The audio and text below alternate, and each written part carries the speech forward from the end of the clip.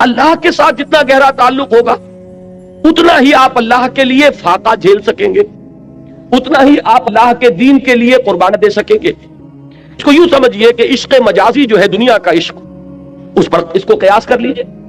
کسی کو، کسی مجنو کو کسی لیلا سے جس درجے کا عشق ہوگا اسی درجے کی قربانیاں وہ دے گا، اسی درجے کی مشکلات جھیلے گا، اسی درجے میں ہوتا ہے کہ وہ شیریں بات کا قصہ ہے، وہ انسان جو ہے اپنی جان کو کام کر دے گا، اس لیے کہ عشق پر سارا دار و مدار ہے۔ جس سے قلبی لگاؤ ہے اس کے لیے آپ مصائب جھیلیں گے، جس سے محبت ہے اس کے لیے تکلیفیں برداشت کریں۔ ہمارے ہاں کتنے ہیں، آپ خود اپنے گریبانوں میں جھانکیے، اپنے سینے پر ہاتھ رکھیے، آپ کو اولاد سے محبت ہے، اس اولاد کے لیے آپ کیا کچھ نہیں کرتے، کتنے پاپڑ نہیں بیلتے، ورنہ ایک آدمی کو اپنے 2 وقت کی روٹی کے لیے کتنی محنت کی ضرورت ہے۔ وہ ساری محنت مشقت جو کر رہا ہے صبح سے لے کر شام تک کی کمر توڑ دینے والی محنت کس کے لیے کر رہا ہے؟ اولاد کے لیے کر رہا ہے، اس لیے کہ اولاد سے محبت ہے۔ اور آپ کو ایسے لوگ مل جائیں گے جو گویا کہ کلیتاً اپنے وجود کو اولاد کی شخصیت میں گم کر دیتے ہیں، اس لیے کہ ان کا اور ہائر آئیڈیل زندگی میں ہے ہی نہیں۔ ان جینا مرنا، ان صلاتی و نسکی و محیایا و مماتی للاولاد، ان کی نماز، ان کی قربانی، ان کا جینا، ان کا مرنا، ان کی بھاگ دوڑ، ان کی سعی و جو سب کے سب اولاد کے لیے۔ تو جس سے تعلق خاطر ہوگا، جس سے محبت ہوگی، اسی کے لیے آپ قربانی کریں گے، اسی لیے آپ محنتیں کریں گے۔ اب ظاہر بات ہے کہ دین کے لیے قربانی، دین کے لیے ایثار، دین کے لیے دنیا کا نقصان برداشت کرنا تبھی ممکن ہوگا جبکہ اللہ سے محبت، اللہ سے آپ کا تعلق مضبوطی کے ساتھ قائم۔ یہ اللہ کے ساتھ تعلق کو مضبوطی سے قائم رکھنے کے لیے 2 چیزیں بتائی گئی، بلکہ پہلے ایک چیز سمجھ لیجئے، وہ ہے ذکر، اللہ کی یاد۔ یہ ذکر جو ہے یہ ہے کہ جو آپ کا تعلق اللہ سے بڑھاتا ہے، اس سے اس کے ساتھ تعلق جو ہے وہ استوار ہوتا ہے، تازہ رہتا ہے۔ اگر کہیں اس کے اوپر گرد و غبار آ جائے دنیا کی مصروفیات اور مشغولیتوں کی وجہ سے، دنیا کے صدموں کی وجہ سے، دنیا کی مصیبتوں کی وجہ سے، تو جب اللہ کو آپ یاد کرتے ہیں تو وہ ایسے ہے جیسے کہ پھر آپ نے وہ گرد و غبار جھٹک دیا اور آپ کے دل کے اندر پھر اللہ کی محبت جو ہے وہ اثر نو جاگزیں ہو گئی، وہ پھر اس کے اندر سے چمک اٹھی۔ یہ ذکر ہے اصل میں کہ جو بندہ مومن کا سب سے بڑا ہتھیار ہے، اس کو سب سے زیادہ قوت عطا کرنے والی چیز اللہ کا ذکر ہے۔ لیکن ذکر کے بارے میں اب چند چیزیں میں عرض کروں گا، اس سے پہلے یہ مضامین کبھی نہیں آئے ہیں ان محفلوں میں، ذرا توجہ سے اس کو سنیے۔ ہمارے ہاں ذکر کے بارے میں بڑے مغالطے ہیں، اس لیے کہ سب سے پہلا مغالطہ تو یہ ہے کہ ذکر اور ذریعہ ذکر ان دونوں چیزوں کو گڈمڈ کر دیا گیا ہے۔ ذکر اور ہے، ذریعہ ذکر اور ہے۔ ذکر کیا ہے؟ استحضار اللہ فی القلب۔ ذکر اصل میں ہے اللہ کو دل میں موجود رکھنا، اللہ کو دل میں یہاں اس کی یاد یا اس کی محبت یا اس کے ساتھ لگاؤ اور تعلق کو قائم رکھنا۔ استحضار اللہ فی القلب۔ اب جس چیز کو ہم ذکر کہتے ہیں وہ ذریعہ ذکر ہے۔ میں بیٹھ کر اگر کہہ رہا ہوں سبحان اللہ سبحان اللہ سبحان اللہ سبحان اللہ، یہ ذریعہ ذکر ہے، ذکر نہیں ہے۔ اب اگر یہ آپ سبحان اللہ کی تسبیح تو کر رہے ہیں لیکن دماغ آپ کا چکر لگا رہا ہے اپنے کاروبار میں، آپ نے کوئی پرابلم تھا، دکان سے اٹھ کر آئے ہیں اور ذہن آپ کا اسی پرابلم کو حل کرنے میں لگا ہوا ہے، تو چاہے تسبیح آپ نے پوری کر لی، تو ذکر کا یہ ذریعہ تو آپ نے اختیار کیا، ذکر آپ کو حاصل نہیں ہوا۔ اسی طریقے سے نماز کیا ہے؟ ذریعہ ذکر ہے۔ سورہ طٰہٰ کی بڑی پیاری آیت ہے وہ، اور وہ ابتدائی وحیوں میں سے ہے جو بلکہ پہلی وحی جو حضرت موسیٰ علیہ السلام پر ہوئی، اس میں الفاظ آتے اقم الصلاۃ لذکری، نماز کو قائم کرو میری یاد کے لیے۔ مقصود کیا ہے؟ ذکر، استحضار اللہ فی القلب، اس کا ایک ذریعہ یہ نماز ہے کہ آپ اپنے دھندوں میں لگے ہوئے تھے، اذان کی آواز آئی فوراً اٹھے، وضو کیا، آپ مسجد کی طرف چل پڑے، وہاں گئے، آپ کھڑے ہوئے نماز میں اور آپ نے سورہ فاتحہ جو یوں سمجھیے کہ پورے قرآن مجید کا لب لباب ہے، اس کا نچوڑ ہے، اس کا خلاصہ ہے، اس کو آپ نے ہر رکعت کے اندر پڑھا یا سنا۔ اگر آپ امام کے ساتھ ہیں، امام قرات کر رہا ہے، آپ سن رہے ہیں، اگر آپ علیحدہ پڑھ رہے ہیں تو آپ خود پڑھ رہے ہیں، تو آپ نے پڑھا یا سنا، اور اس کا نتیجہ کیا نکلا کہ تازہ ہو گیا وہ آپ کا تعلق اللہ کے ساتھ۔ جو گرد و غبار آ گیا تھا، یہ 4 گھنٹے 6 گھنٹے آپ دکان پر بیٹھے رہے، صبح 8 بجے آ گئے، دن کے 1 بجے تک نہ معلوم کتنے گاہک آئے، کیا کیا گفتگویں ہوئی۔ اب یہ جو آپ کے شعور کے اوپر ایک گردہ پڑ گیا، اللہ کے ساتھ تعلق کے اندر کچھ کمزوری واقع ہوئی ہے، اس کو تازہ کرنا۔ مجھے حفیظ جالندری کا یہ شعر بہت پسند ہے، بڑا پیارا شعر، ایسا نقشہ کھینچا ہے کہ سرکشی نے دیے دھندلے نقوش بندگی، آؤ سجدے میں گرے لوح جبیں تازہ کریں۔ یہ لوح جبیں پر ہمارا لکھا ہوا نا کہ ہم بندے ہیں اللہ کے، ہم آقا نہیں ہیں، ہم اپنے وجود کے مختار اور مالک نہیں ہے کہ جو چاہے کریں. ہم تو ہمارا آقا وہ ہے, ہم اس کے بندے ہیں. لیکن ہوتا کیا ہے, میں تو یہاں عرض کر رہا ہوں کہ خارجی اثرات جو ہیں کہ آپ کاروبار میں لگے رہے, کسی اور دھندے میں لگے رہے, ڈاکٹر ہے مریضوں کو دیکھ رہا ہے, کوئی بچہ چلا رہا ہے, کوئی عورت جو ہے وہ اپنے بچے کو چپ کرا رہا ہے, یہ کلینک کے اندر ایک طوفان مچا ہوا ہے. یہ 5 گھنٹے جو اس کیفیت میں گزرے ہیں اور اس سے ذرا اس تعلق میں اللہ کے اندر کمی آئی, اب آؤ کہ اس کو تازہ کر لیں. یہاں حفیظ نے بلکہ دوسری بات کی طرف توجہ دلائی. خود ہمارے اندر سے جو ابال اٹھتا رہتا ہے نفسانیت کا اور اپنے تکبر کا, اور شیطان جو پھونکے مارتا رہتا ہے ہمارے دل میں, اس سے بھی وہ بندگی کا نقش ہے وہ مدھم پڑ جاتا ہے. تو خارجی اثرات ہو یا داخلی اثرات ہو, ان سے اگر وہ عہد بندگی جو ہے جو ہماری پیشانی پر نقش تھا وہ کچھ مدھم پڑ گیا, تو آؤ کہ سجدے میں گرے تاکہ ہماری جبین جب زمین پر ٹکے اللہ کے سامنے تو ہمارا وہ گرد و غبار اوپر سے ہٹ جائے اور اللہ کی بندگی کا وہ نقش تازہ ہو جائے. تو سرکشی نے کر دیے دھندلے نقوش بندگی, آؤ سجدے میں گرے لوہے جبین تازہ کرے. تو نماز بھی ذکر کا ذریعہ ہے. آپ نے بات سمجھ لی؟ اب اگر ایک شخص نماز ادا کر رہا ہے, فرض کیجئے کہ اس نے 17 رکعتیں جو ہے وہ عشاء کی پڑھ لی, پوری 17 گن کر, 4 پہلی سنتیں بھی, پھر 4 فرض بھی باجماعت ادا کیے, پھر 2 سنتیں, نفل, وتر, پھر نفل, سب کر لیے. لیکن دماغ کبھی کسی وادی میں, فی کل وادی یہیمون, کہیں کسی خیال میں, کہیں کسی چکر میں, وہ آپ کو اگر حضور قلب حاصل نہیں ہوا تو ذکر حاصل نہیں ہوا. اس کے یہ معنی نہیں کہ نماز بیکار گئی, یہ ہے بالکل منکرین سنت اور منکرین حدیث اس انتہا تک بات کو لے جاتے ہیں. آپ کی نماز ضائع نہیں جائے گی, اس لیے کہ آپ نے جو یہ مشقت جھیلی ہے, عشاء کی نماز ہے, اس وقت تو آپ کا جسم تھکا ہوا تھا, جسم جو اندر سے تقاضا کر رہا تھا کہ جاؤ لیٹ جاؤ آرام کرو, یا ممکن ہے کہ یہ تقاضا ہو رہا ہو کہ آج فلاں ڈرامہ آ رہا ہے ٹیلی ویژن پہ, چلو بیٹھو اس کو دیکھو. اس وقت اگر آپ ان تمام چیزوں سے منہ موڑ کر آئے, مسجد میں آپ نے حاضری دی, 17 رکعتیں آپ نے ادا کی, اللہ ظالم نہیں ہے کہ آپ کی اس مشقت کو وہ ان ریوارڈڈ رہنے دے. اس کی اجرت ملے گی, اس کا اجر ملے گا, اس کا ثواب ملے گا. آپ نے فرض سمجھا تو آئے نا, اللہ تعالیٰ کی طرف کے جناب میں آپ نے اپنے ایمان کا ایک ثبوت تو فراہم کیا نا کہ میں نے سمجھا ہے کہ یہ نماز فرض ہے, لہذا میں یہاں حاضر ہوا. اس لیے یہ نہ سمجھیے کہ یہ نماز ضائع جائے گی, ضائع نہیں جائے گی, فرض ادا ہو گیا, اس کا اجر و ثواب آپ کو ملے گا. لیکن یہ کہ جو اصل مقصد ہے وہ حاصل نہیں ہوگا, وہ ذکر جو اس کا اصل مقصد تھا وہ حاصل نہیں ہوگا اگر حضور قلب نہیں ہے. اگر آپ نے یہ محسوس نہیں کیا, جیسے کہ حضور نے فرمایا صلی اللہ علیہ وسلم کہ جب نماز میں سجدہ کے لیے جب پیشانی زمین پر ٹکاؤ تو یوں محسوس کرو کہ گویا کہ تم نے اپنے رب کے قدموں پہ سر رکھ دیا ہے. اب یہ کیفیت اگر کسی کو حاصل ہو رہی ہو, جب وہ کھڑا ہو اللہ کے حضور میں تو ایسے کھڑا ہو کہ جیسے واقعتاً اللہ مجھے دیکھ رہا ہے, کم سے کم اس درجے کا استحضار حاصل ہو جائے کہ میں اللہ کے حضور میں اس وقت حاضر ہوں. جیسے حضور نے فرمایا اذا قمت للصلاۃ فصل صلاۃ المودع, جب نماز پڑھنے کھڑے ہو تو یہ سمجھ کر پڑھو کہ شاید یہ زندگی کی آخری نماز ہو, پھر شاید نماز کی نوبت نہ آئے. کیا پتا کس کے پاس گارنٹی ہے کہ عشاء کی نماز پڑھ کر آپ نکلے یا فجر کی نماز پڑھ کر آپ مسجد سے نکلے اور کوئی تیز رفتار گاڑی آپ کو رونتی ہوئی کچلتی ہوئی چلی جائے اور واپس جو ہے وہ آپ کی لاش پہنچے گھر, آپ زندہ سالم نہ پہنچ سکے. تو ہر نماز سے پہلے اگر انسان یہ محسوس کرے, جیسے کہ حضور نے فرمایا, کس قدر یہ پریکٹیکل ایک سائیکولوجیکل نفسیاتی جو ہے تعلیم ہے کہ جب بھی نماز پڑھنے کھڑے ہو تو یہ سمجھ کر پڑھو کہ شاید یہ زندگی کی آخری نماز ہے اور عین ممکن ہے کہ اس کے بعد نماز کا وقت نہ آئے. تو یہ کیفیات آپ سوچئے کہ اگر حاصل ہو نماز میں تو پھر وہ نماز کیا ہوگی؟ وہ نماز وہ ہوگی جسے حضور نے فرمایا کہ الصلاۃ معراج المومنین, یہ نماز اہل ایمان کے حق میں معراج کے درجے میں ہے. اس میں ہم کلام ہوتے ہیں آپ اللہ سے, جیسے کہ حضور ہم کلام ہوئے معراج اللہ تعالیٰ کے ساتھ. تو یہ نماز کا ذریعہ ہے. اب میں ایک بات کہہ رہا ہوں تیسرے نمبر پر, یہ سبحان اللہ سبحان اللہ سبحان اللہ یہ بھی ذکر کا ذریعہ ہے. نماز پڑھتے ہیں آپ, یہ بھی ذکر کا ذریعہ ہے.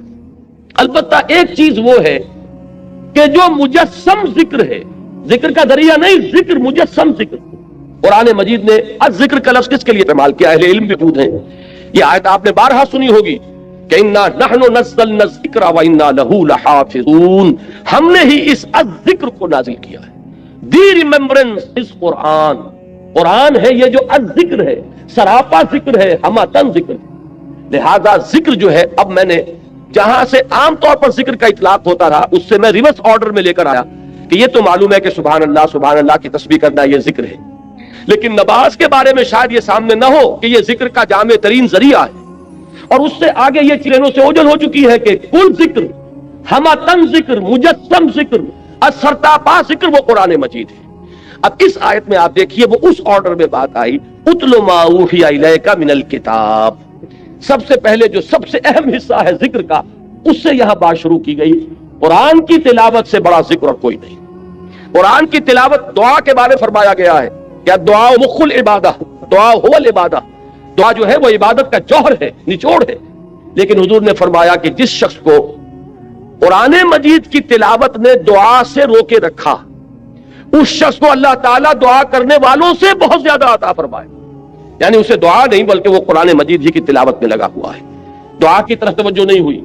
اب جو مانگنے والے ہیں، دعا کرنے والے ہیں، جو کچھ اللہ تعالیٰ انہیں عطا فرمائے گا ان سے کہیں بڑھ کر انہیں دے گا کہ جو مشغول رہے تلاوت قرآن۔ تو سب سے بڑا ذکر قرآن ہے، جو مجسم ذکر ہے، جس کے لیے بطور علم یہ لفظ آیا ہے الذکر، یہ گویا کہ پراپر ناؤن ہے اس کے لیے، الذکر، انا نحن نزلنا الذکر وانا لہ لحافظون وانزلنا الیک الذکر لتبین للناس ما نزل الیہم۔ اے نبی، یہ الذکر ہم نے آپ کی طرف اس لیے نازل کیا کہ جو چیز ہم نے لوگوں کے لیے اتاری ہے اس کو آپ ان پر واضح کریں، اس کی تبیین فرمائیں، اس کی توضیح فرمائیں، اپنے قول سے، اپنے عمل سے اس کی وضاحت کریں۔ وہاں بھی لفظ الذکر آیا قرآن کے لیے، اور یہ متعدد آیات اور بھی، لیکن اب وقت نہیں ہے کہ میں ان سب کو کوٹ کروں۔ تو اب ذکر کو یوں سمجھیے، آج اس موضوع پر پورے طور پر اس کا احاطہ کر کے اٹھیے۔ ایک بات تو ہمیں یہاں سے معلوم ہو گئی کہ وَلَا ذِكْرُ اللَّهِ اکبر، یقیناً اللہ کا ذکر سب سے بڑی شے ہے، بہت بڑی شے نہیں، اکبر ہے افعل التفصیل، سب سے بڑی شے۔ اس راہ میں صبر کے لیے، اس راہ میں استقامت کے لیے، اس راہ میں پامردی کے لیے، اللہ کے دین کے لیے ایثار اور قربانی کرے انسان، اور دل پشمردہ نہ ہو بلکہ اور خوشی ہو، اور اس کے اندر جو ہے اس کے دل کی کلی کھلتی چلی جائے کہ اللہ کی راہ میں یہ تکلیف بھی آئی، زہ نصیب کہ اللہ نے ہمیں اس قابل سمجھا کہ ہمیں اپنی راہ کی اس تکلیف کے لیے منتخب کر لیا۔ اللہ کی راہ میں مجھے یہ جلا کٹا فقرہ بھی سننا پڑا، زہ نصیب کہ اللہ تعالیٰ نے ہمیں اس قابل سمجھا کہ نبی اکرم صلی اللہ علیہ وسلم کو اگر جلے کٹی بات سننی پڑی تو ہمیں بھی اس کا کوئی حصہ ہمیں بھی نصیب ہوگی۔ تو بجائے اس کے کسی دل پشمردہ ہو، دل کی کل کھلے، وہ ہے وَلَا ذِكْرُ اللَّهِ اکبر۔ اس میں سب سے بڑی چیز کہ جس سے انسان کو مدد ملے گی وہ اللہ کا ذکر ہے۔ لیکن اللہ کے ذکر کے بارے میں جو باتیں میں نے عرض کی، نمبر ایک یہ کہ ذکر علیحدہ ہے، ذریعہ ذکر علیحدہ ہے۔ ذکر ہے استحضار اللہ فی القلب، اس کے لیے جو ذرائع اختیار کیے جائیں گے، اب ان میں جب میں اوپر سے چلوں گا، نزولی ترتیب، سب سے اوپر کیا ہے؟ تلاوت قرآن، اتل ما اوحی الیک من الکتاب، اس لیے کہ قرآن الذکر ہے، لہذا اس کی تلاوت سب سے بڑا ذریعہ ذکر ہوگا، سب سے اہم، سب سے مقدم، سب سے پہلا ذریعہ ذکر تلاوت قرآن، اتل ما اوحی الیک من الکتاب۔ نمبر 2 پر ہے نماز۔ نماز جو ہے اس کے بارے میں میں عرض کر دوں کہ یہ جامع ترین ذریعہ ذکر ہے، مقدم ترین وہ ہے قرآن کی تلاوت، اہم ترین ہے قرآن کی تلاوت، لیکن جامع ترین یہ ہے۔ وہ کس لیے کہہ رہا ہوں؟ اس میں دیکھیے 4 چیزیں جمع کر دی گئی ہیں۔ نمبر 1، اس میں ذکر قولی بھی ہے، ذکر عملی بھی ہے۔ آپ پڑھ بھی رہے ہیں سورہ فاتحہ، زبان سے بھی کہہ رہے ہیں سبحان ربی العظیم، زبان سے بھی کہہ رہے ہیں اللہ اکبر، اور رکوع میں بھی جا رہے ہیں اللہ اکبر کہہ کے۔ جب آپ گئے رکوع میں تو آپ نے اپنے وجود سے بھی ذکر کیا، اپنے وجود سے بھی گویا کہ ظاہر کیا کہ آپ اللہ کی بڑائی کے قائل ہیں کہ آپ اس کے سامنے رک میں آ گئے۔ پھر آپ جب سجدے میں گرے ہیں تو گویا کہ آپ نے اپنے پورے وجود سے ظاہر کیا کہ آپ کے ذہن میں، آپ کے قلب پر اللہ کی عظمت کا نقش اتنا گہرا ہے کہ آپ نے اپنی پیشانی اس کے قدموں پر۔ معلوم یہ ہوا کہ یہ ذکر قولی بھی ہے اور ذکر عملی بھی شامل ہے۔ جیسے سائنس کی تعلیم ہوتی ہے، کلاس روم میں لیکچر ہوتے ہیں اور پھر جا کر لیبارٹری میں ایکسپیریمنٹیشن ہوتی ہے، یہ دونوں چیزیں جب جمع ہو جاتی ہیں تب وہ بات راسخ ہو جاتی ہے۔ تو ذکر قولی اور ذکر عملی، اور نمبر 2 ذکر قولی میں بھی، اب یہ میں ایک اصطلاح خود ایجاد کر کے آپ کے سامنے رکھ رہا ہوں، ایک ہے ایکٹیو ذکر اور ایک ہے پیسیو ذکر۔ ایکٹیو ذکر کیا ہے؟ جس میں خطاب ہوتا اللہ کے ساتھ، جس میں کہ علامہ اقبال نے میننگ آف پریئر، ان پر ان کا ایک لیکچر ہے، وہ جو ان کے 7 لیکچرز ہے تباہ شدہ، ریکنسٹرکشن آف تھاٹ ان اسلام، اس میں میننگ آف پریئر ان اسلام، اسلام میں دعا اور نماز کا مقام کیا ہے، اس کا مفہوم کیا ہے۔ بڑی پیاری بات ایک یہ کہی ہے کہ انسان جب دعا کرتا ہے اللہ سے تو اس میں وہ انائے صغیر انائے کبیر کے بالکل سامنے آ جاتی ہے۔ ایک تو یہ ہے کہ آپ جملہ خبریہ کی شکل میں اللہ اکبر اللہ اکبر اللہ اکبر آپ نے 34 مرتبہ کہا، اللہ سب سے بڑا ہے، اللہ سب سے بڑا ہے، اللہ سب سے بڑا ہے، یہ غائب کے سیغے میں بات ہو رہی ہے، اس میں خطاب نہیں ہے، اس لیے میں اس کو کہتا ہوں پیسیو ذکر۔ اور ایک ایکٹیو ذکر ہے جس میں آپ اللہ سے ہم کلام ہوتے ہیں، इय्याक नअबुदु व इय्याक नस्तईन इहदिनस सिरातल मुस्तकीम। ये क्या है? इसमें आप अल्लाह से हम कलाम है। यहां आपकी वो अनाए सगीर डिफाइनाइट ईगो, वो बिल्कुल इनफाइनाइट ईगो के सामने आकर उससे खिताब कर रही है। तो अफलाक से आता है नालों का जवाब आखिर, उठते हैं हिजाब आखिर, करते हैं खिताब आखिर। तो ये जो खिताब वाला अंदाज है नमाज में आपको ये भी मिलेगा। सूरह फातिहा का अहम तरीन हिस्सा यही है। शुरू में जो है गायबाना अंदाज में आप कहते हैं अल्हम्दुलिल्लाह रब्बिल आलमीन अर्रहमानिर रहीम मालिक यौमिद्दीन, ये गायबाना अंदाज है, ये जुमला खबरिया है। लेकिन यहाँ इय्याक नअबुदु व इय्याक नस्तईन, अब यहाँ खिताब हो गया, अब आप अल्लाह से बराह रास्त हम कलाम है। तो नमाज में मैंने अर्ज किया कि जिक्र कौली और जिक्र अमली जमा हो गए, और जिक्र कौली में यह भी कि खिताब वाला जिक्र जिसमें अल्लाह से हम कलाम हो, और एक ये कि गायबाना अंदाज में अल्लाह की तस्बीह, अल्लाह की तहलील, अल्लाह की तकबीर, आप हर मर्तबा जब उठ रहे हैं अल्लाहु अकबर, अब ये क्या है? ये भी जिक्र है। तो मालूम हुआ कि जिक्र का अहम तरीन मुकद्दम तरीन जरिया तिलावत कुरान, जिक्र का जामे तरीन जरिया नमाज। उतलु मा उहिया इलैका मिनल किताब वाक़िमिस सलाह इन्नस सलात तन्हा अनिल फ़हशाइ वल मुनकर, यकीनन नमाज रोकती है फहशा से और मुन से। अब यहां पे थोड़ी सी बात करूंगा, इस वक्त मेरी आज की गुफ्तगू के बार से ये बात ज़िम्नी होगी, इसलिए कि काफी दूर तक पहुंचना है हमें। ये आमतौर पर लोगों के दिन में रहता है कि साहब ये नमाज हम पढ़ते हैं, लेकिन नमाज के साथ लोग 420 भी करते हैं, नमाज भी पढ़ते हैं, झूठ भी बोलते हैं, नमाज भी पढ़ते हैं, ब्लैक मार्केटिंग भी करते हैं, नमाज भी पढ़ते हैं, ये भी करते हैं। ये है हमारे माशरे का और नौजवान नस्ल में जो इबा और जो बगावत पैदा हुई है दीन से। मैं बरबरा ये कहता हूं कि ये उन मजहबी लोगों का रद्द अमल भी है जिन्हें वो अपनी आंखों से देखते हैं कि हमारे अब्बा जान नमाज में तो बड़े पक्के हैं, लेकिन उतने ही पक्के जो है वो दुकान पर झूठ बोलने में भी। जाहिर बात है कि बेटे से तो छुपी हुई बात नहीं, आप किसी से छुपा लेंगे, आपकी बीवी से तो आपकी कमजोरियां जो है वो छुपी हुई नहीं है, आपके घर वालों से, आपकी औलाद से तो छुपी हुई नहीं है कि नमाज में भी बड़े पक्के हैं, झूठ बोलने में भी पक्के। जाहिर बात है कि उसका तो उसकी तबीयत, नौजवान जो है उसका मामला ये होता है कि वो इन चीजों पर गौर करता है। चाहे अगर सादतमंद है, आपके सामने बोलता नहीं, लेकिन आप देख तो रहा है, उसका एक असर कबूल करता है और वो समझता है कि नमाज का फायदा क्या है इसका। अगर नमाज के साथ ये भी है, अगर नमाज के साथ संग दिली भी है, एक गरीब आदमी देखकर आपका दिल नहीं पसीजा, नौजवान जो है इसका भी तासुर कबूल करता है कि हमारे अब्बा जान के पास कितनी कुछ दौलत है और इसने अपने एक दुकान के मुलाजिम के साथ क्या सलूक किया। इस वक्त उसकी बीवी बीमार थी, उसे कुछ कर्ज की जरूरत थी और अब्बा जान ने किस तरीके से डांट दिया, धुतकार दिया। ये नौजवान जो ज़हन है ये इन चीजों को देखता है और उनसे इंप्रेशन लेता है, उससे तासुर लेता है। तो ये मसला हमारे यहाँ के जिंदा मसलों में से कि क्या वजह है कि हमारी नमाजें जो है बेअसर क्यों हो गई।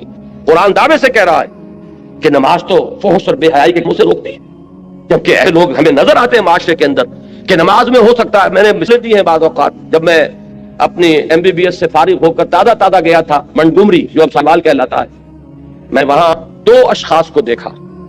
एक वहां हाजी ब्लैकिया के नाम से मशहूर था, उसकी ये दाढ़ी थी लंबी, और न सिर्फ ये कि नमाज में 100%, बल्कि वो खासा आसूदा हाल खाता पीता आदमी था, उसके पास डिपो थे और डिपो ही में ब्लैक होती थी, तो वो अजान भी खुद जाकर देता था, 5 वक्त की अजान वो शख्स देता था। यानी जहां तक इबादत का ताल्लुक है, ये एक साहब साहिवाल के बैठे हुए सर हिला रहे हैं, तो वो उनके ज़हन में वो साहब आ गए होंगे, लेकिन बहरहाल मैं किसी मुतन शख्स को नहीं, मैं तो एक मिसाल के तौर पर आपसे कह रहा हूं कि ये हमारे माशरे के अंदर वो हाजी ब्लैकिया जो है वो नौजवान नस्ल पर अपने इस दीन का क्या असर कायम कर रहा है। और इसके साथ ही बिल्कुल पैरेलल एक हाजी रिश्वत थे वहां, वो इनकम टैक्स के अंदर वो इंस्पेक्टर थे, उनकी भी दाढ़ी बहुत अवील और नमाजी बहुत के, लेकिन वो खूब रिश्वत लेते थे खुद भी और रिश्वतें दिलवाते थे मर्दों को भी।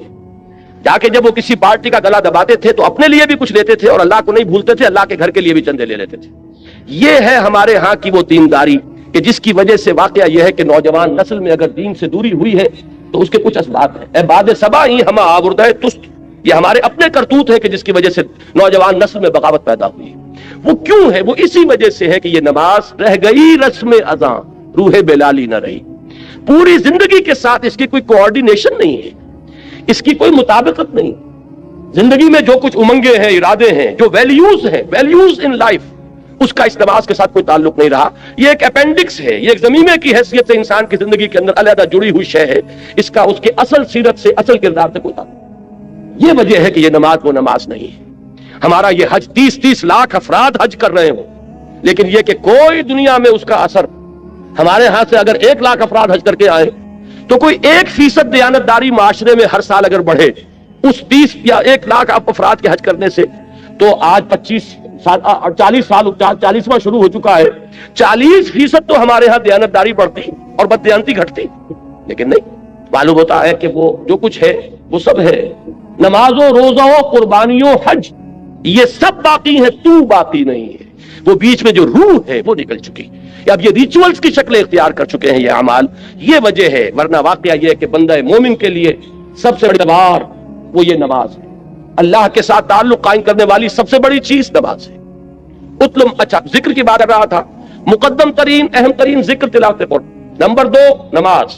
नंबर 3 वो जो हुजूर सल्लल्लाहु अलैहि वसल्लम से जो मसनून दुआएं हैं, देखिए ये है नंबर 3 पर, अज़कारे मसनूना और अदियाए मसनूना। इनमें यह है कि कोई एडिशनल टाइम आपको नहीं लगता।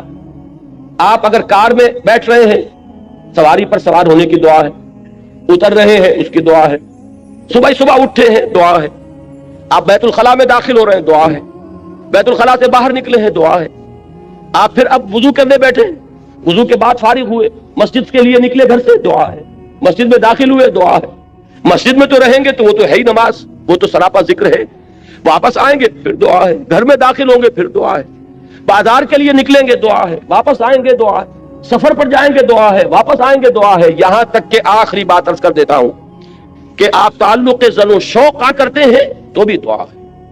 कोई अमल जिंदगी का सा नहीं है जिसके लिए मसनून दुआ ना। आईना देखते हैं तो दुआ है, कपड़े बदलते हैं तो दुआ है। ये दुआ जब इंसान याद करके मांगता है तो इससे एक तीर में 2 शिकार होते हैं। क्या कि एक तरफ तो दुआ में आप किससे खिताब कर रहे हैं? अल्लाह से, और दूसरे ये कि अल्फाज कौन से इस्तेमाल किए जो मनकूल है रसूलुल्लाह से सल्लल्लाहु अलैहि वसल्लम। तो गोया के 2 निस्बतें कायम हो गई। नमाज आपने अगर खाना खाया, अल्हम्दुलिल्लाहिल्लज़ी अतअमना व सक़ाना व जअलना मुस्लिमीन, किसका शुक्र? अल्लाह का। और किसके अल्फाज हैं ये जो आप इस वक्त अदा कर रहे हैं? मुहम्मदुर रसूलुल्लाह के। तो गोया के ला इलाहा इल्लल्लाह और मुहम्मदुर रसूलुल्लाह दोनों निस्बतें जो हमारी हैं वो ताजा हो गई इस दुआए मसनूना से। तो नंबर 3 में इसको रखिए। पंजाब में वो बड़ा प्यारा जुमला है इसके लिए कि दुनिया का कोई भी काम आप कर रहे हैं तो हथ कारवल दिल यारवल, दिल अल्लाह के साथ लगा रहे और हाथ कामों में मशगूल रहे। इकबाल ने हजरत फातिमा ज़हरा रज़ी अल्लाह तआला अन्हा के लिए जो अशार कहे हैं उसमें बड़े प्यारे अल्फाज आए हैं कि आसिया गर्दाओ लब कुरआन सरा, कि हजरत फातिमा रज़ी अल्लाह तआला अन्हा जब चक्की पीसती थी तो कुरान मजीद पढ़ती जाती थी। इसलिए कि चक्की पीसने में तो सिर्फ हाथ ही लगता है ना। मैंने खुद देखा है, अपनी एक बुजुर्ग मेरी रिश्ते में वो दादी बनती थी, मैंने ये नक्शा देखा है उनका अपने बचपन में कि वो बैठी हैं और चक्की पीस रही हैं और साथ ही ये है कि वो कुरान शरीफ पढ़ रही। मालूम ये हुआ कि जाहिर बात है कि ये मुशक्कत जिस्मानी हो रही है ना, उस वक्त आपका जहन फारिग है, उस वक्त आपकी जबान फारिग है। अगर उस वक्त आप तिलावत कुरान कर रहे हो तो गोया कि आपका कोई एडिशनल टाइम नहीं लगा, वो हाथ जो है चक्की पीसने में मसरूफ है, लेकिन आपने ये जिक्र इलाही की नेमत जो है इजाफी तौर पर हासिल की। तो तीसरे नंबर पर, नंबर 1 कुरान, तिलावत कुरान, नंबर 2 इकामत सलात, नंबर 3 अज़कारे मसनूना और अदइयाए मासूरा। वो जो जिक्र हुजूर ने बताया, नमाज के बाद है ये 33 बार सुभान अल्लाह, 33 बार अल्हम्दुलिल्लाह, 34 बार अल्लाहु अकबर, ये हुजूर का बताया हुआ। तो जाहिर बात है हुजूर के बताए हुए अज़कार उनकी बहुत बड़ी कद्र और कीमत है, बड़ी अहमियत है। और वो दुआएं कि जो हुजूर से मनकूल है ये है। और चौथे नंबर पर हमारे जो ये सलासिल है, ये चिश्ती सिलसिला है, ये कादरिया सिलसिला है, इन्होंने अपने अपने जमाने में लोगों की जहनियतों को सामने रखकर ये जो अज़कार जो उन्होंने मुदव्वन किए कि ये सिलसिला जिक्र है चिश्तिया का, ये जिक्र खफी है, ये जिक्र जली है, ये चौथे नंबर पर लाइए। इसलिए कि वो लोग बहुत माहिर थे नफ्सियात के और उन्होंने अपने जमाने में अगर मुफीद समझकर वो तरीके मुदव्वन किए हैं तो ठीक है, मुझे उनसे इख्तिलाफ नहीं है, लेकिन खुदा के लिए उन्हें चौथे नंबर पर रखिए। अगर उसको नंबर 1 पर ले आए और असल जिक्र आपने उसी को समझा और तीनों मंजिलें जो है कूद के क्रॉस कर गए तो ये असल में रिवर्स हो जाएगा, सारा रेशियो प्रोपोर्शन का मामला गलत हो जाएगा। नंबर 1 पर कुरान, नंबर 2 पर नमाज, नंबर 3 पर अज़कारे मसनूना और अदियाए मासूरा, और नंबर 4 पर अज़कार वो कि जो मुख्तलिफ सिलसिलों में जो तसव्वुफ के या जिक्र के जो तरीके हैं उनमें जो भी तजवीज़ किए जाएं, अगर ये तरतीब रहेगी तो इंशाअल्लाह ताला उसकी तमाम बरक़ात जो है सही तौर पर ज़ाहिर होगी। बहरहाल यहाँ इस पूरी आयत का जो नतीजा निकला वो क्या है? जो शख्स अल्लाह के दीन के लिए जिद्दोजहद में, मेहनत में, कशमकश में मुब्तला हो उसको जान लेना चाहिए کہ اس میں صبر و ثبات کے لیے اصل چیز کیا ہے؟ اللہ کے ساتھ تعلق. اللہ کے تعلق کے لیے کیا چیز ہے؟ اللہ کا ذکر. اللہ کے ذکر کے لیے یہ 4 چیزیں ہیں: تلاوت قرآن، اقامت صلاۃ، ادعیہ معصورہ، اذکار مسنونہ، اور جو اس کے علاوہ ذکر آپ کسی سلسلے میں منسلک ہے تو جو آپ کے مرشد نے، آپ کے جو بھی جن سے آپ نے سلسلہ تعلق قائم کیا، جو ذکر وہ بتائیں. اب آئیے اگلی آیت، وَلَا تُجَادِلُوا أَهْلَ الْكِتَابِ إِلَّا بِالَّتِي أَحْسَنُ إِلَّا الَّذِينَ ظَلَمُوا مِنْهُمْ، اور مت جھگڑو اہل کتاب سے مگر بہت ہی عمدہ طریقے سے، اس طریقے سے جو سب سے عمدہ ہو. اس لیے کہ یہاں بھی احسن ہے، جیسے وہاں اکبر ہے، وَلَا ذِکْرُ اللَّهِ اکبر، افعل التفصیل. یہاں بھی احسن جو آیا ہے یہ سپرلیٹو ڈگری، سب سے اعلیٰ طریقے پر ان سے جھگڑو. ابھی میں بتاؤں گا کہ مجادلے کا مطلب کیا ہے. اِلَّا الَّذِينَ ظَلَمُوا مِنْهُمْ، سوائے ان کے جو ان میں سے ظالم ہوں، جو ظلم کریں، تعدی کریں، دسترازی کریں. اب یہاں بات سمجھ لیجئے، تعویل خاص جو ہے اس کے اعتبار سے یہ حکم ہو رہا ہے مسلمانوں کو اہل کتاب کے ضمن میں، اس لیے کہ حضور صلی اللہ علیہ وسلم اور صحابہ کرام جب اس دین کی کشمکش میں مبتلا تھے، دعوت دے رہے تھے اور ادھر سے رد عمل ہو رہا تھا، مصیبتیں تھیں، مشکلات تھیں، تو عرب میں 2 طبقے تھے. ایک وہ امیین مشرکین جو کسی نبی کے نام لیوا نہیں، کوئی ان کے پاس کتاب نہیں، کوئی شریعت نہیں، اگرچہ حضرت ابراہیم کا نام وہ لیتے تھے لیکن وہ بھی جد امجد کی حیثیت سے کہ ہم ان کی نسل سے ہیں، وہ بھی رسول کے ہونے کی حیثیت سے نہیں بلکہ ایک نسلی تعلق جو ان کا تھا حضرت ابراہیم کی اولاد سے. دوسرا طبقہ تھا یہ اہل کتاب، نصارہ اور یہود. یہ کون تھے؟ یہ گویا کہ سابقہ مسلمان امت تھی، اس لیے کہ یہ تو کتابوں کے ماننے والے، رسولوں کے ماننے والے، شریعت کے ماننے والے.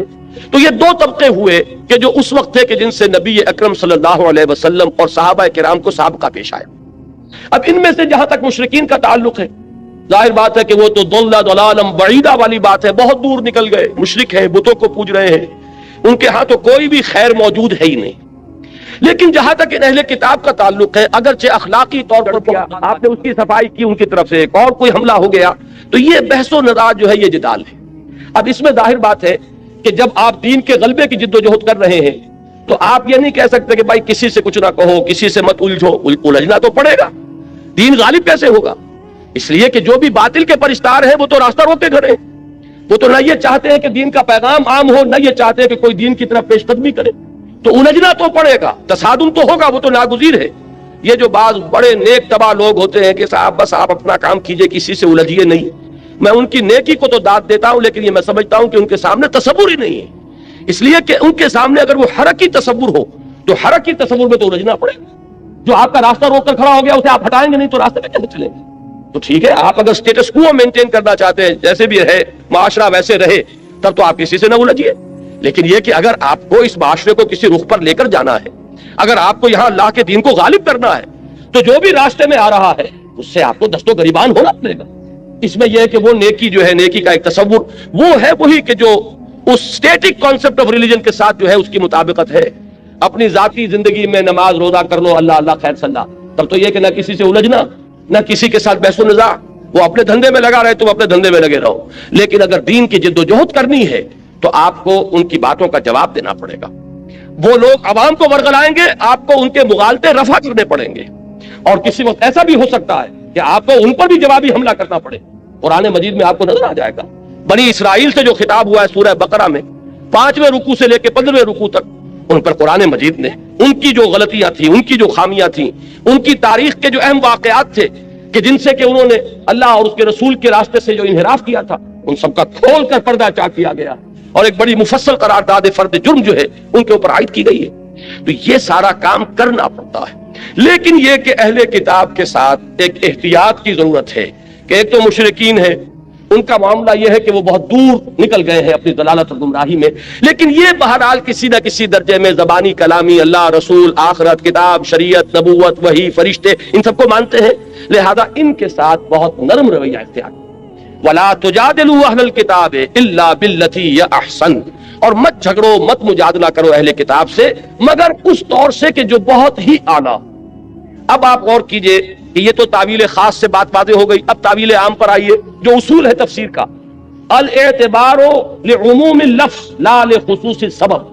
اصل اعتبار جو ہے الفاظ کی عمومیت کا کیا جائے گا، نہ کہ ایک خاص پس منظر کا جن میں وہ آیات نازل ہوں. اب اس کو جنرلائز کیجئے تو وہ بات کیا بنے گی؟ فرض کیجئے کہ آج ہم پاکستان میں اسلام کے غلبے کی جد و جہد کرتے ہیں، مخالفت ہوگی کہ نہیں ہوگی؟ کمیونسٹ بھی مخالفت کریں گے، ملحدین بھی کریں گے، سیکولرزم کے قائلین بھی کریں گے، جو یہ قومیتوں کا نظریہ تراش کر جو اس کی بنیاد پر گاڑی چلا رہے ہیں وہ بھی کریں گے۔ یہ سب کریں گے کہ نہیں کریں گے؟ آپ کو ایک چومکھی جنگ لڑنی پڑے گی۔ اگر غالب نہیں کرنا اسلام کو تو گھروں میں بیٹھ کے کسی سے الجھنے کی ضرورت نہیں، لیکن یہ ہے کہ اگر آپ کو اسلام کو غالب کرنا ہے تو الجھنا پڑے گا۔ اب اس الجھنے میں ایک ہمارے ہاں وہ طبقات ہیں کہ جن کا کچھ نہ کچھ مذہب کے ساتھ تعلق ہے، ان کی کچھ نہ کچھ مذہب کے ساتھ جو ہے ان کی کمٹمنٹ ہے، وہ نماز روزہ کرتے ہیں، وہ کچھ نہ کچھ دین کا کے لیے محنت ہے، بھاگ دوڑ ہے، اگرچہ آپ سے اختلاف ہے، آپ کے طریقہ کار سے اختلاف ہے۔ مثال کے طور پر جماعت اسلامی یہ کام کر رہی ہے، تبلیغی جماعت ہے وہ اپنے طریقے پر کام کر رہی ہے، جماعت اسلامی کا طریقہ اور ہے، تبلیغی جماعت کا طریقہ اور ہے، جمعیت العلماء اسلام ہے وہ اپنے طریقے پر کام کر رہی ہے، وہ نہ تبلیغی جماعت کا طریقہ ہے نہ جماعت اسلامی کا طریقہ ہے۔ ہم نے ایک تنظیم قائم کی، تنظیم اسلامی، ہمارے سامنے ایک اور طریقہ کار ہے۔ تو یہ تو ہو سکتا ہے کہ آپ کے طریقے سے اختلاف کرتے ہوں، لیکن بہرحال ان کا دین کے ساتھ کوئی لگاؤ ہے، وہ بھی اس میدان میں ہے، ان کی بھی کمٹمنٹ ہے، وہ اپنے تجزیے کے مطابق، اپنی تشخیص کے مطابق، اپنی تجویز کے مطابق کام کر رہے ہیں۔ لہٰذا اب آپ اگر خطاب میں سب کو ایک لاٹھی سے ہانک دیں گے تو در حقیقت آپ اپنے مقصد کو نقصان پہنچائیں۔ جو بھی دین کے میدان میں ہے، جو بھی دین کا کوئی کام کر رہا ہے، اس کے ساتھ بڑے ادب کے ساتھ، احترام کے ساتھ پیش آؤ، ان کا اکرام کرو۔ یہ میں لفظ جو ہے تبلیغی بھائیوں والا استعمال کر رہا ہوں، ان کی عزت کرو کہ وہ بھی دین کے کام میں لگے، اگرچہ ٹھیک ہے آپ کا نقطہ نظر کچھ اور ہے، ان کا نقطہ نظر کچھ ہے۔ ایک الیکشن کے راستے سے جانا چاہتا ہے، ایک سمجھتا ہے کہ اس راستے سے وقت کے ضیاع کے سوا کچھ حاصل نہیں ہوگا، لہذا اس نے کوئی اور راستہ تجویز کیا ہے۔ ایک وہ ہے کہ جو صرف لوگوں کو نیکی کی تلقین کر کے وہ یہ سمجھتا ہے کہ جب نیکی آئے گی بدی خود بخود چلی جائے گی، لوگوں کو خامخواہ جو ہے اس کے اوپر تنقید کی زبان مت کھولو، بلکہ یہ کہ فضائل کی تلقین کے ذریعے سے لوگوں کو نیکی کے راستے پر لے آؤ۔ ایک کا خیال ہے نہیں، قرآن میں تو جہاں بھی آیا ہے امر بالمعروف کے ساتھ نہی عن المنکر ساتھ جڑا ہوا آیا ہے، یہ تو ایک گاڑی کے دو پہیے ہیں۔ تو یہ اختلافات ایک جگہ ہیں، لیکن آپ یہ نہیں کہہ سکتے کہ وہ اسلام کا کام نہیں کر رہے، لہذا ان کے ساتھ معاملہ کرتے ہوئے بات یہ ہوگی وَلَا تُجَادِلُوا أَهْلَ الْكِتَابِ إِلَّا بِالَّتِي هِيَ أَحْسَنُ۔ ہمیں یہاں سے رہنمائی لینی ہوگی کہ اگرچہ مخالفین اس وقت مشرکین بھی تھے اور اہل کتاب بھی تھے، اور اہل کتاب کی مخالفت کے بارے میں قرآن نے کہا کہ یہ سب سے زیادہ شدید ہیں بغض میں، یہود کے علماء سے بڑھ کر دشمن کوئی نہیں تھا محمد رسول اللہ صلی اللہ علیہ وسلم کا، حالانکہ وہ خوب جانتے تھے یعرفونہ کما یعرفون ابناءہم، ایسے پہچانتے ہیں محمد کو جیسے اپنی اولاد کو پہچانتے ہیں۔ لیکن اس کے باوجود چونکہ ان کا ایک ماضی ہے، وہ رسولوں کے نام لیوا ہیں، ان کے ہاں کتاب ہے، تورات ہے، ان کے ہاں علماء ہیں، ان کے ہاں مذہبی عدالتیں ہیں، لہذا ان کو بالکل مشرکین کے اعتبار رکھ دینا درست نہیں ہوگا۔ وَلَا تُجَادِلُوا أَهْلَ الْكِتَابِ إِلَّا بِالَّتِي أَحْسَنُ۔ اب اس سے ہمیں کیا لینی ہوگی رہنمائی کہ اگر ہم اپنی سمجھ کے مطابق، اپنے فہم کے مطابق، اپنے تجزیے کے مطابق، اپنی تشخیص کے مطابق، اپنی تجویز کے مطابق دین کا کوئی کام کر رہے ہوں، تو جو بھی دین کے لیے کسی نہ کسی درجے میں ایکٹیو ہیں، کوئی کام کر رہے ہیں، کوئی توانائی اثر کر رہے ہیں، ان کے ساتھ یہ معاملہ اختیار کرنا ہوگا۔ کہیں نہ کہیں تو لازماً آئے گی بات اختلاف کی، اس لیے کہ ظاہر بات ہے کہ ہم کہیں گے بھائی ہم جو راستہ بتا رہے ہیں ہم نے اس لیے اختیار کیا کہ صحیح راستہ اس کو سمجھا ہے۔ ہمیں کہنا پڑے گا کہ انتخاب کے اندر، یہ انتخابات میں حصہ لینے سے ملک کے اندر ایک اطمینان کی فضا پیدا ہو جانا یہ اپنی جگہ پر ہے، جو ہم چاہتے ہیں کہ ہونا چاہیے، کہ مختلف حصوں کے لوگوں کے اندر یہ اطمینان ہو کہ ہمارے معاملات ہمارے ہاتھ میں ہیں۔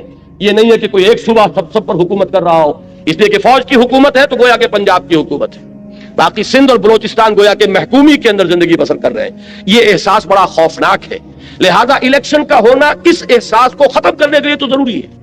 البتہ اسلام الیکشن کے راستے سے نہ قطعاً آنا محال مطلق ہے، ناممکن، اس کے لیے تو انقلابی راستہ اختیار کرنا پڑے گا۔ اب اگر یہ بات میں زور دے کر نہ کہوں تو میری اس بات کے اوپر کون توجہ کرے گا، کون آئے گا میرے اس راستے پر، کون میرا دست و بازو بنے گا، کون میرا ساتھ دے گا؟ تو مجھے یہ بات تو کہنی پڑے گی، لیکن یہ ہے کہ اس میں وہ تمام احتیاطیں ملحوظ رہیں کہ بہرحال وہ بھی جو کچھ کر رہے ہیں دین کے لیے کر رہے ہیں، اپنی سمجھ کے مطابق دین ہی کی خدمت ہے، ان کے سامنے بھی یہی ہے، چاہے وہ جمعیت علماء ہو، چاہے تبلیغی جماعت ہو، جماعت اسلامی ہو۔ تو ہمیں یہاں سے یہ دوسری ہدایت ہے کہ جو اخذ کرنی ہے، وَلَا تُجَادِلُوا أَهْلَ الْكِتَابِ إِلَّا بِالَّتِي أَحْسَنُ إِلَّا الَّذِينَ ظَلَمُوا مِنْهُمْ۔ یہ ذرا مشکلات القرآن میں سے یہ مقام، سوائے ان کے جو ان میں سے ظلم پر، سرکشی پر، تعدی پر اور حق تلفی کے اوپر کمر کس لے۔ اب یہ استثناء کس سے ہے؟ دو نتیجے اس کے نکل سکتے ہیں. ایک اللہ نے دوسرے اللہ کو کینسل کر دیا تو اس کا مطلب یہ ہوا کہ ان سے جھگڑو ہی نہ، اس کے منہ ہی نہ لگو.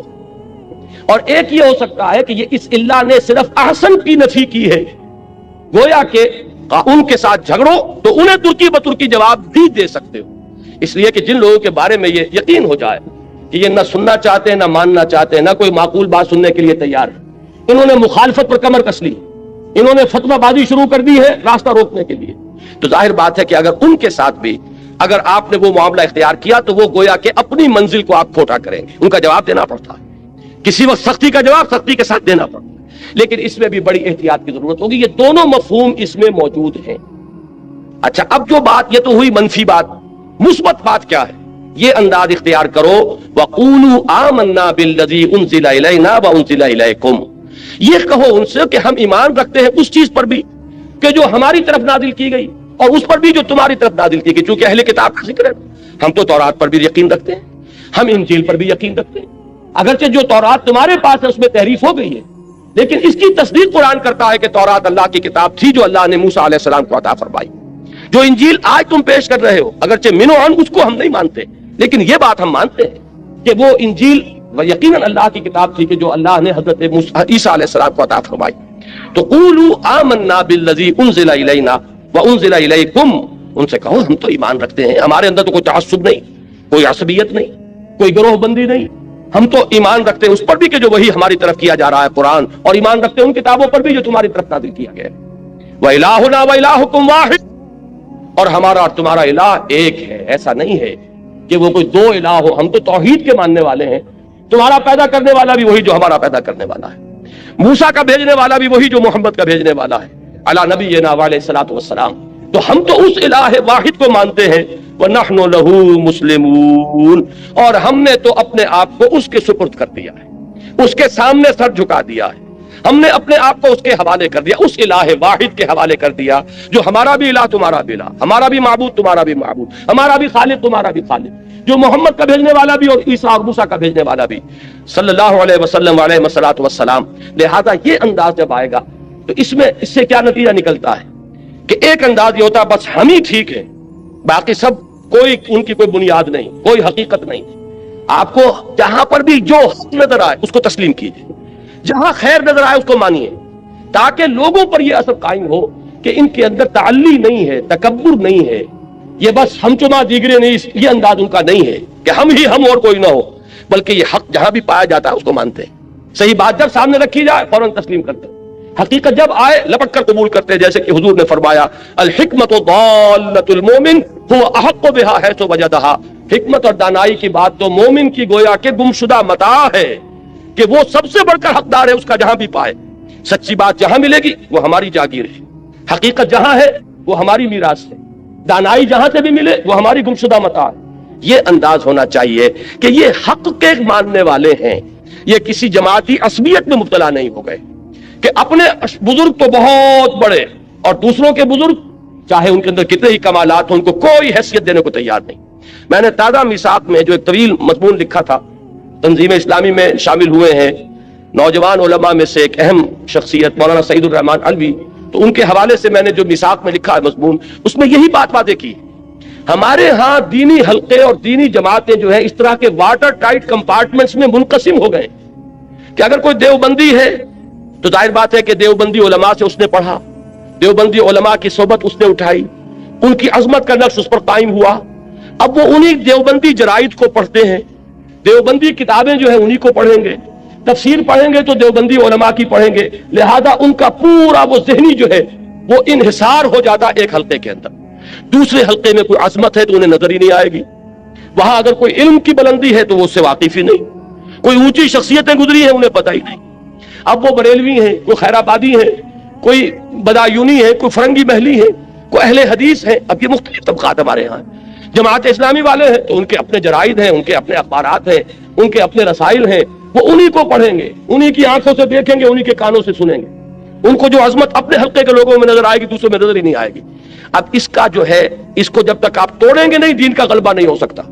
اگر یہ کہ اپنے ہی حسن کا دیوانہ بنا پھرتا ہوں اور اپنے ہی بزرگوں کا پروانہ بنا پھرتا ہوں تو ان کے بزرگ وہ ہیں، آپ کے بزرگ یہ ہیں، آپ کے اور ان کے درمیان قدر مشترک کہاں سے آئے گی؟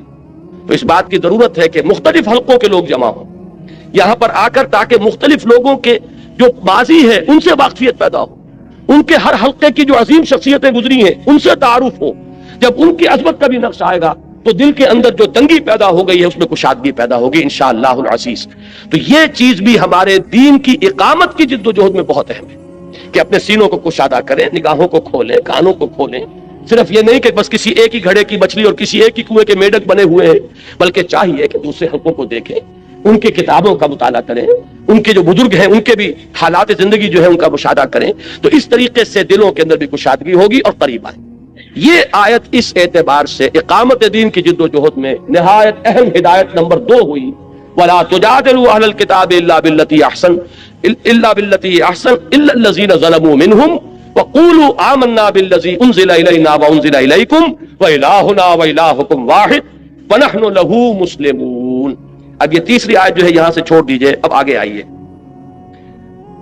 تیسری ہدایت اب آ رہی ہے سورہ عنکبوت کی، اب یہ آیات ہے 55 سے اور 60 تک۔ یا عبادی الذین آمنوا ان ارضی واسعۃ فایای فاعبدون کل نفس ذائقۃ الموت ثم الینا ترجعون والذین آمنوا وعملوا الصالحات لنبوئنهم من الجنة غرفا تجری من تحتها الانہار خالدین فیہا نعم اجر العاملین الذین صبروا وعلی ربهم یتوکلون وَكَأَيٍّ مِّن دَابَّةٍ لَا تَحْمِلُ رِزْقَهَا اللَّهُ يَرْزُقُهَا وَإِيَّاكُمْ وَهُوَ السَّمِيعُ الْعَلِيمُ۔ اس کے ساتھ ہی آیت نمبر 64 بھی پڑھ لیں۔ وَمَا هَٰذِهِ الْحَيَاةُ الدُّنْيَا إِلَّا لَهْوٌ وَلَعِبٌ وَإِنَّ الدَّارَ الْآخِرَةَ لَهِيَ الْحَيَوَانُ لَوْ كَانُوا يَعْلَمُونَ۔ یہ پوری جو میں نے آیات آپ کو پڑھ کر سنائی، ان کا اہم ترین مضمون ہے ایمان بالآخرہ۔ اصل میں موٹیویشن جو عملاً ملتی ہے انسان کو اور اس راہ میں قربانی کے لیے جو اس میں آمادگی پیدا ہوتی، اس دنیا کا نقصان گوارا کرنے کے لیے انسان آمادہ ہوتا ہے، وہ ہوتا ہے ایمان بالآخرہ کی بنیاد پر۔ جتنا یقین گہرا ہوگا کہ آخرت حق ہے اور اصل زندگی وہ ہے، اتنا ہی آپ کا ویلیو سٹرکچر جو ہے بدلنا شروع ہو جائے گا۔ اس لیے کہ کون انسان ہے جو خیر نہیں چاہتا، نفع نہیں چاہتا، بھلائی نہیں چاہتا، بہتری نہیں چاہتا؟ یہ سب خیر، بھلائی، نفع، اسی کے لیے تو بھاگ دوڑ ہو رہی ہے۔ اب فرق کیا ہے؟ رخ معین ہو رہا ہے۔ اگر آخرت ذہن میں نہیں ہے تو ساری خیر دنیا کی خیر، ساری بھلائی دنیا کی بھلائی، سارا نفع دنیا کا نفع، ساری کامیابی دنیا کی کامیابی۔ اور اگر آخرت پر یقین ہو گیا جیسا کہ ہونا چاہیے، دیکھیے آخرت کے یقین کے بھی بہت سے درجے ہیں۔ ایک تو یہ کہ ہم زبان سے مانتے ہیں جی ہاں اٹھنا ہے، بعث بعد الموت ہے، جی اٹھنا ہے، آخرت ہے، لیکن آپ کے ذہن میں ریشیو پروپورشن قائم نہیں ہوا کہ آخرت کسے کہتے ہیں، دنیا کسے کہتے ہیں، ان کے درمیان مناسبت کیا ہے، نسبت کیا ہے۔ آخرت کی زندگی ابدی زندگی، یہ فانی زندگی، کوئی نسبت قائم ہوگی؟ جن لوگوں نے میتھمیٹکس پڑھا ہے وہ فائنائٹ اور انفائنائٹ میں کوئی نسبت قائم کر سکتے ہیں۔ ایک چیز انفائنائٹ لامحدود اور ایک چیز فائنائٹ۔ 80 برس بھی جی لو گے تو آخر ایک دن تو موت کا دن آئے گا کہ یہاں سے جانا ہوگا، اور 80 کی گارنٹی کس کے پاس ہے؟ کس کے پاس گارنٹی ہے کہ کل صبح کا سورج جو طلوع ہوتا ہوا اپنی ان آنکھوں سے دیکھ سکے؟ معلوم ہوا کہ دنیا کی یہ زندگی اتنی عارضی، اتنی ناپائیدار، اتنی فانی، اتنی ناقابل اعتماد کہ ایک دن کا بھی یقین نہیں۔ وہ بڑا پیارا مصرع ہے کہ سامان 100 برس کا ہے اور پل کی خبر نہیں، کس کو یقین ہے؟ لیکن ہماری ساری بھاگ دوڑ جو ہے ہو رہی ہے دنیا کے لیے، اس لیے کہ دنیا پر پورا یقین قائم ہے، دنیا تو نقد ہے آنکھوں کے سامنے۔ اب اگر یہ چیز ذہن میں قائم ہو جائے کہ وہ ابدی زندگی، ہمیشہ کی زندگی، بلکہ ابھی اس آیت کا ترجمہ کر لیجئے جو آخر میں پڑھی ہے، فَمَا هَٰذِهِ الْحَيَاةُ الدُّنْيَا إِلَّا لَهْوٌ وَلَعِبٌ وَإِنَّ الدَّارَ الْآخِرَةَ لَهِيَ الْحَيَوَانُ لَوْ كَانُوا يَعْلَمُونَ۔ یہ اس دنیا کی زندگی تو سوائے کھیل اور تماشے کے کچھ ہے ہی نہیں۔ حقیقت میں تو آخرت کا گھر وہ ہے اصل زندگی، کاش کہ انہیں معلوم ہوتا۔ اب آپ غور کیجئے، انسان کے عمل پر سب سے زیادہ اثر انداز ہونے والا عقیدہ آخرت ہے، کہ اس سے سارا نقشہ بدل جاتا ہے۔ اصل زندگی وہ زندگی ہے، تو یہ زندگی جو ہے یہ تو کھیل تماشا ہے۔ ایک شخص کو آپ کو معلوم ہے ایک ڈرامے کے اندر بادشاہ کا رول مل گیا، ایک سینما آپ پکچر دیکھ رہے ہیں، اس میں کوئی شخص جو ہے وہ سکندر اعظم بنا بیٹھا ہے یا کوئی اور بادشاہ بنا بیٹھا ہے، آپ کو معلوم ہے کچھ نہیں ہے، یہ 3 گھنٹے کا کھیل ہے، اس کے بعد کچھ بھی نہیں، ایک سب کپڑے وپڑے اتر جائیں گے اور وہاں جا کر جب یہ اپنا کپڑا اتار دے گا تو وہی فلاں ابن فلاں رہ جائیں گے، اللہ اللہ خیر سن۔ کوئی فقیر اس کے اندر فقیر کا رول پلے کر رہا ہے، وہ فقیر تو نہیں ہے، وہ بھی ایک ایکٹر ہے، یہ بھی ایک ایکٹر ہے۔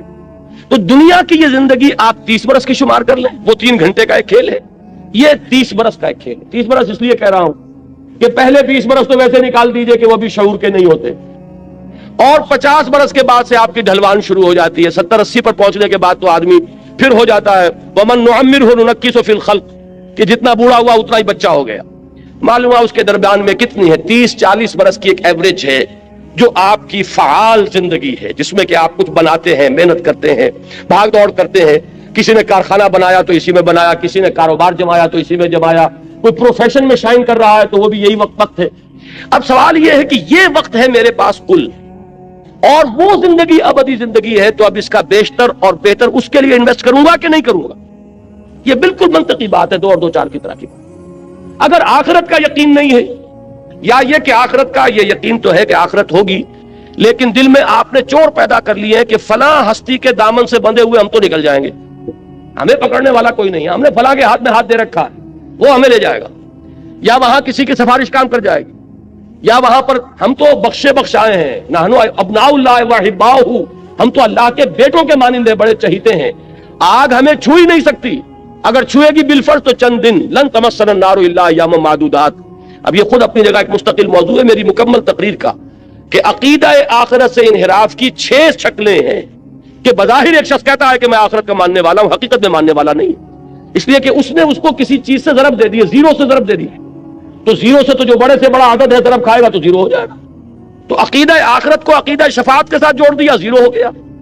عقیدہ آخرت کے ساتھ نحن ابناء اللہ واحباؤہ، ہم جو کچھ بھی ہیں لیکن تیرے محبوب کی امت میں ہیں، وہ آخرت تو 0 ہو گئی۔ پھر کیا اس کا فکر رہے گا؟ کیا اس کی آپ کو کوئی فکر دامن گیر ہوگی کہ اس کے لیے کچھ بنانا ہے، کچھ اس کے لیے سامان کرنا ہے، آخرت کے لیے کوئی توشہ آخرت فراہم کرنا ہے؟ کوئی ضرورت ہی نہیں، اس لیے کہ ہم جو کچھ بھی ہیں تیرے محبوب کی امت میں، لہذا جنت تو ہمارا پیدائشی ہے، وہاں تو ہماری ریزرویشن موجود ہے، لہذا کوئی خوف نہیں۔ اب یہ شکل جہاں ہوگی وہ عقیدہ آخرت بالکل معدوم ہو کر رہ جائے، اس کا آپ کے عمل پر کوئی اثر نہیں ہوگا۔ لیکن یہ 6 ہیں اس سے مراحل، جس کو میں اس میں تفصیل سے بیان نہیں کر سکتا۔ اس وقت جو مجھے بتانا ہے وہ یہ ہے کہ پریکٹیکل موٹیویشن، ایثار اور قربانی۔ ابھی میں آ رہا تھا، میرے ساتھ ایک ساتھی تھے، ہماری تنظیم اسلامی شکاگو کے اہم کارکن ہیں، وہ آئے ہوئے ہیں 3 مہینے کے لیے یہاں پاکستان، اور میرے ساتھ سفر پر آئے ہیں۔ انہوں نے اپنی ایک آبزرویشن میرے سامنے بیان کی کہ میں یہ دیکھتا ہوں کہ دین کے لیے جو لوگ کام کرتے ہیں، لیکن اگر انہیں کوئی نقصان ہو جاتا ہے یا کوئی تکلیف ہوتی ہے تو بجائے اس پر کہ اس پر ان کے چہرے پر بشاشت پیدا ہو، پشمردگی آ جاتی ہے، حالانکہ بشاشت پیدا ہونی چاہیے۔ یہ میں نے کہا کہ آپ کی آبزرویشن جو ہے یہ بہت صحیح ہے، بہت درست ہے۔ اس کا سبب کیا ہے؟ سبب یہ ہے کہ ہم کسی وجہ سے، عام طور پر ہمارے ہاں دین کا کام جو ہو رہا ہے وہ کوئی کمیونٹی ورک کے طور پر ہو رہا ہے، کوئی ایک قومی جد و جہد ہے، جیسے پاکستان کی تحریک تھی، قومی جد و جہد تھی، لیکن ہم نے اس میں نعرہ اسلام کا لگایا، پاکستان کا مطلب کیا؟ لا الہ الا اللہ۔ اسی طریقے سے ہمارے ہاں بہت سے لوگ بظاہر دین کا کام کر رہے ہوتے ہیں، لیکن ان کی اصل موٹیویشن جو ہے وہ آخرت کی نہیں ہوتی، آخرت کا یقین ان کا جذبہ محرکہ نہیں ہوتا، آخرت پہ جس درجے کا پختہ ایمان ہونا چاہیے وہ حاصل نہیں ہے۔ ورنہ تو یہ کہ یہاں کا گھاٹا ہوتا دیکھ کر انسان کو خوشی ہونی چاہیے کہ یہاں جو مجھے ڈیبٹ ہو رہا ہے وہاں کریڈٹ ہو رہا ہے، یہاں جو نقصان ہو رہا ہے وہاں میری عاقبت بن رہی ہے۔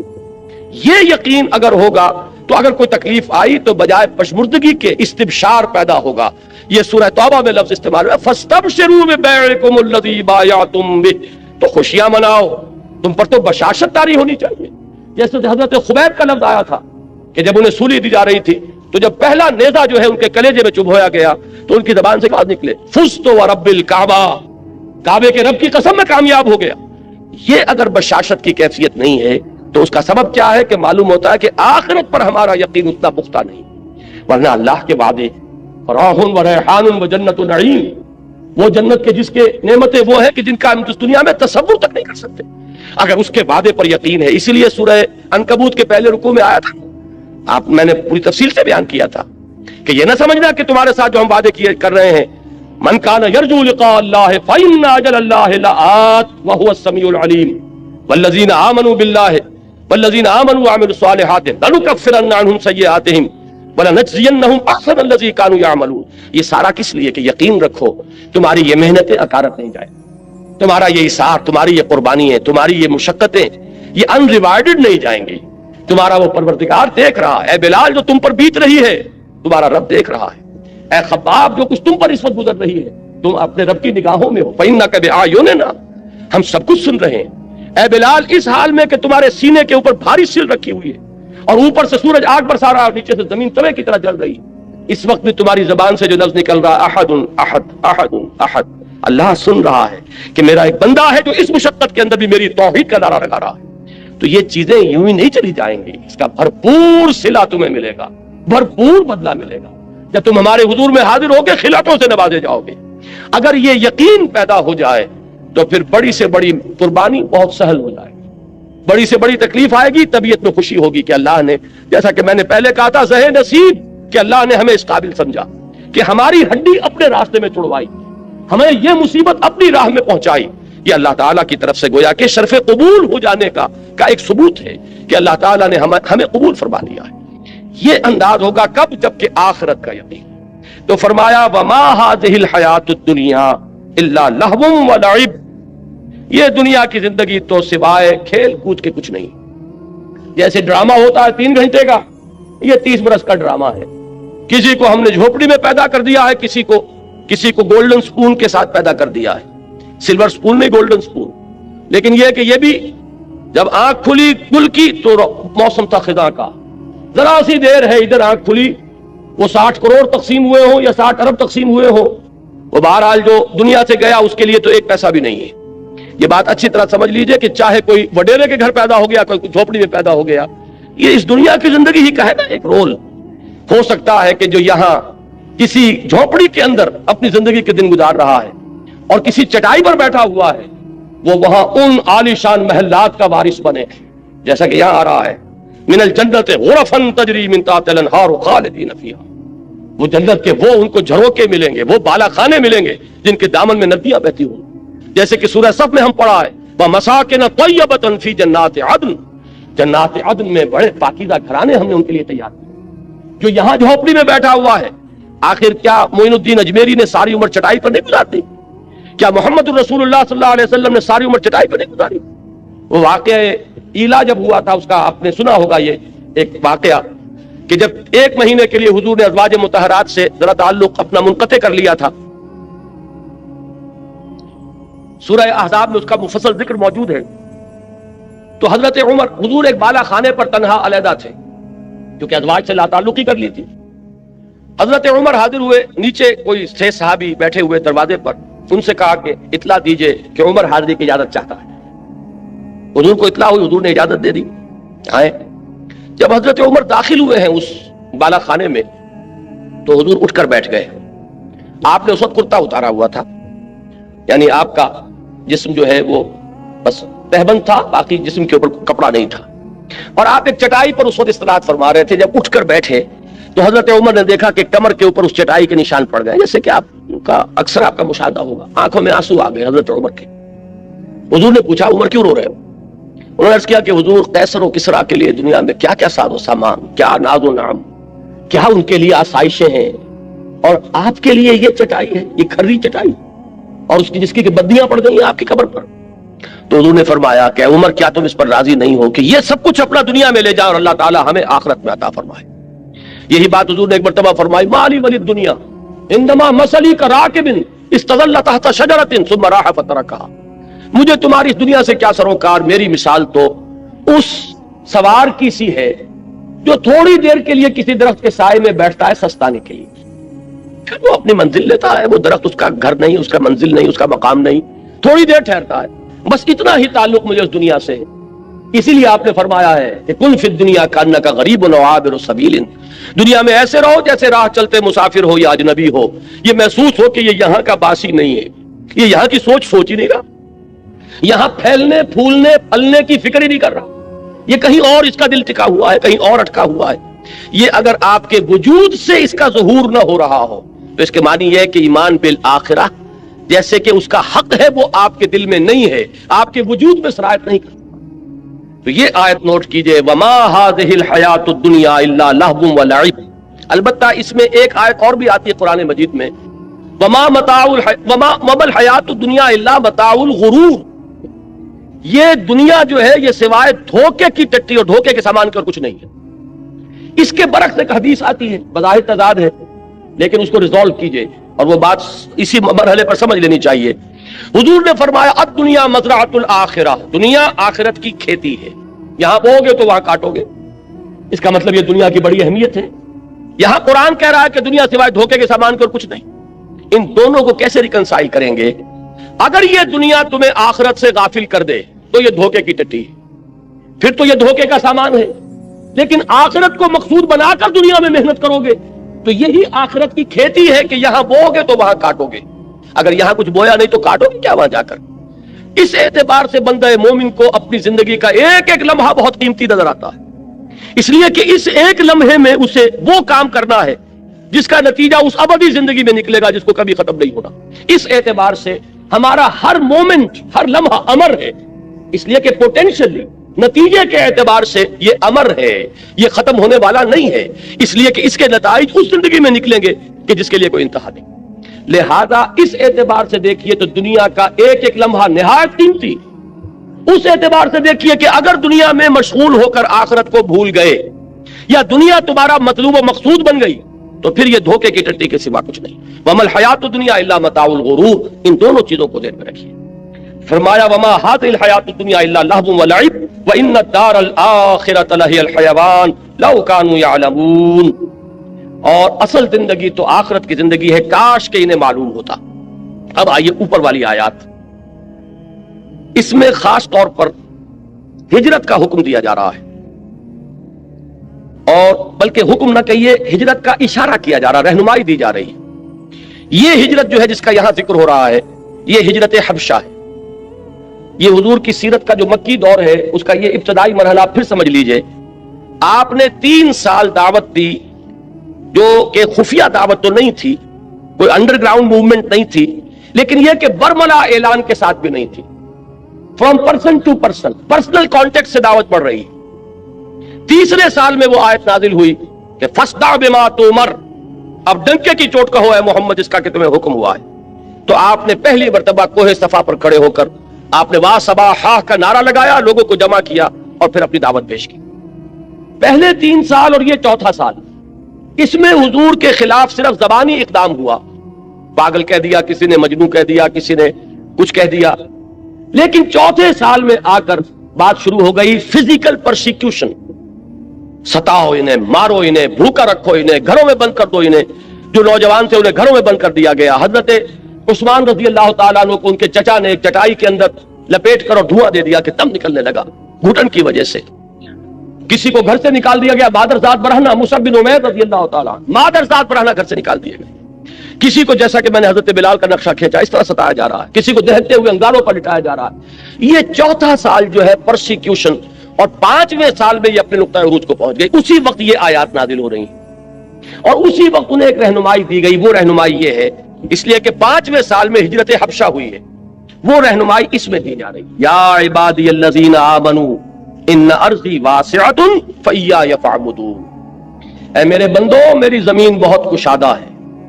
ذرا اندازہ کیجئے کتنے لطیف پیرائے میں بات کہی جا رہی ہے۔ یہ نہیں کہا گیا، ہجرت کا لفظ یہاں کہیں نہیں آیا، میری زمین بہت کشادہ ہے، بس صرف میری بندگی کرو۔